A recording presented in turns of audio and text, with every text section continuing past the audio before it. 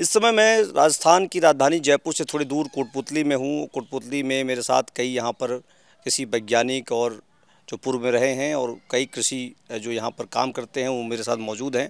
इनसे समझते हैं, क्योंकि कोटपुतली को बाजरे और तिलहन के लिए जाना जाता है पूरे देश में, राजस्थान में। तो इनसे समझते हैं यहाँ पर क्या स्थिति हो पा रही है, किस तरह चीज़ें हो पा रही हैं। चुनावी मौसम चल रहा है, सरकारें बड़े बड़े दावे करते हैं। तो यहाँ पर जो तिलहन और बाजरे के लिए जो कोटपुतली जाना जाता है, उसके लिए कौन से ऐसे बीज हैं, किस तरीके के बीज हैं जो किसानों को बोने चाहिए जिससे फ़ायदेमंद रहे उनके लिए? दोनों के लिए जाना जाता है, बाजरा और सरसों। तो बाजरे में तो ज़्यादातर किसान हैं ना जो हाइब्रिड यूज़ करते हैं, अलग अलग कंपनियों का, जिसमें पायनियर भी एक भी है, राशि है, और ये और भी कंपनियां जो हैं।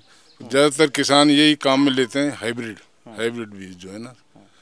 और सरसों के अंदर भी जो हमारे एरिया के अंदर सब हाइब्रिड ही काम में लेते हैं, घर का कोई नहीं लेते। पर जैसा पता चला है कि और जैसे टोंक में और नीम का थाना की तरफ, यहाँ पे किसान जो हैं खुद का पिछले साल का बीज काम में ले लेते हैं। और उससे क्या है कि पैदावार तो बहुत घट जाती है। अगर अच्छा बीज नहीं बोओगे, अच्छी कंपनी का बीज नहीं बोओगे, तो पैदावार बहुत घट जाती है। और किसानों को यही मेरी सलाह है कि जो भी बीज खरीदें ऑथराइज दुकान से खरीदें और उसका बिल ज़रूर लें। किसान लोग बिल नहीं लेते हैं और फिर बीज खराब आता है तो फिर उसके अंदर फिर वो क्लेम भी नहीं कर सकते उसको। ये जो कई सारे जैसे आप बता रहे हैं कि जो जिनके घर में जो बीज होता है उसी को बो देते हैं, बुआई कर देते हैं, किसान अच्छी जगह से बीज लें। ये अमूमन पूरे प्रदेश में समस्या बनी हुई है, इसलिए कहा जाता है कि किसानों में घाटा भी लग रहा है, कि कृषि में कोई फ़ायदा नहीं हो रहा उन्हें। तो उसके लिए क्या सलाह और हो सकती है? एक तो जैसे हमारे वाइस चांसलर थे डॉक्टर हरज्ञान सिंह जी, वो कहते थे कि दो चीज़ें बहुत इम्पोर्टेंट हैं, plant population and time of sowing and seed. अच्छा बीज ये खेती के लिए सबसे वो है, फ़ायदेमंद है, इसलिए इसमें ज़्यादा ध्यान देना चाहिए। बीज अच्छा लेना चाहिए और टाइम ऑफ सोइंग माने सोइंग का बुआई का समय जो है, और प्लांट पॉपुलेशन। अभी कई किसान 1.5, 2, 3 किलो बीज बीघा का बो देते हैं, पर जैसे हम बोते हैं 800 ग्राम 700-800 ग्राम बीघा का बीज बोते हैं। और दूसरा जो आजकल ये जो फर्टिलाइज़र कम सीड ड्रिल, इसको काम में लेना चाहिए। कई खाद में मिला के बोते हैं बीज, वो भी एक गलत प्रैक्टिस है।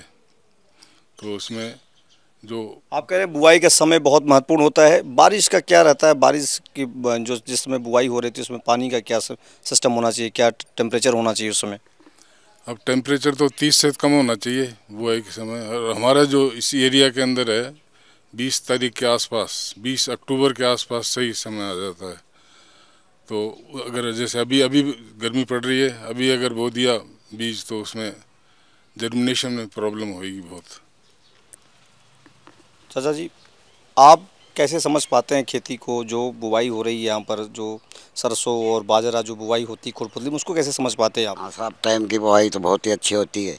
जब आप हमारे यहाँ धूप पड़ रही है तो अब इस टाइम में तो बहुत ही नुकसान में जाते हैं, क्यों हमारी नरम धरती है, बूढ़ी एक बीज के लेकर के सवाल हो रहा है कि जो बीज है वो हमेशा अच्छा बीज लेना चाहिए। कंपनी का बीज लेना चाहिए, अच्छा बिल लेना चाहिए, और सब काम सही हो। घर वाला जो बीज है उसको बुआई से नुकसान होता है? हाँ, नुकसान होता है। आप बताएं ज़रा, क्या खेती को कैसे समझ पाते हैं आप यहाँ पर? हम तो सब बोते हैं ना, उसी समय पर बो देते हैं, सबको देख करके। हाँ, थोड़ा और तगड़ा होगा। बीज को लेकर के कितनी समझ है आपके पास? बीज कहाँ से लाते हैं? ऐसे कोई हिसाब नहीं, थैली ले आते हैं बस। कोई ख़राब निकले थी, वो अच्छी निकली थी।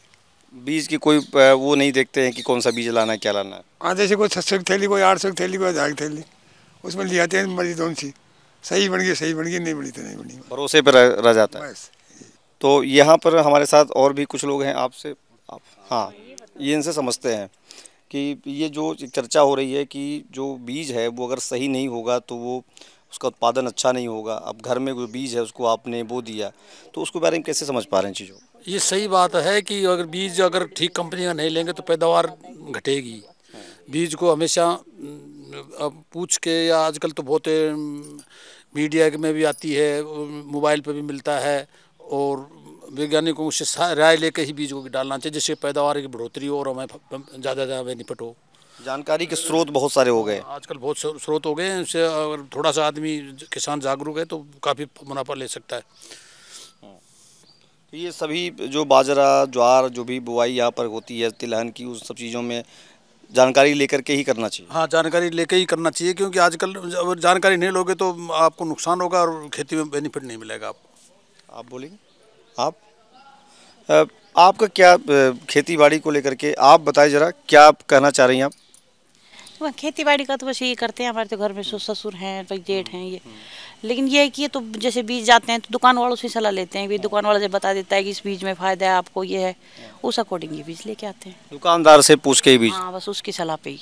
तो एक और समझते हैं ज़रा, जैसे इस बातचीत हो रही है बीच में, तो आप बताएं ज़रा कि किस तरीके का बीज जो है लाना चाहिए, कहाँ से लाना चाहिए? कह रहे स्रोत बहुत ज़्यादा हो गया जानकारी की। सर्टिफाइड बीज लेने चाहिए, और यूनिवर्सिटी जो अपने रिसर्चेस करती है तो उसको विशेष महत्व दे करके उसका करना चाहिए। कंपनी कौन सी कहाँ से कैसी आ रही है, कई तरीके की कंपनियां हैं, तो किसान भ्रमित हो जाता है कि हम कौन सी कंपनी का बीज लें।